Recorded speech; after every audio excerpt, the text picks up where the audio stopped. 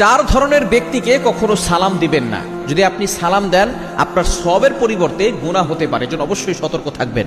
Number 1, এক number হচ্ছে যে বিধর্মী, যে মুসলমান নয়, তাকে আপনি সালাম দিলে আপনার কোনো সওয়াব হবে না, উল্টা আপনার গুনাহ হবে। মনে রাখবেন, সালাম হচ্ছে এমন একটা বিধান, একজন মুসলমান আর একজন মুসলমানকে দেখলে সালাম দিবে। সালামের অর্থ কিন্তু আমরা অনেকেই জানি না। আসসালামু আলাইকুম ওয়া রাহমাতুল্লাহি ওয়া বারাকাতুহু। আল্লাহ তাআলা আপনার প্রতি শান্তি, রহমত, বরকত নাজিল করুন। এখন যে আল্লাহকে মানে না, আল্লাহকে স্বীকার করে না, যে নবীকে মানে না, তার উপরে আপনি আসসালামু আলাইকুম বলে তার উপরে শান্তি, রহমত বর্ষিত করবেন, এটা ইসলাম সাপোর্ট করে না। নাম্বার 2, দ্বিতীয় নাম্বার হচ্ছে যে মদ খাচ্ছে, এরপরে জুয়ার সাথে এখনো সে জড়িত আছে, এমন ব্যক্তিকে আপনি সালাম দিবেন না।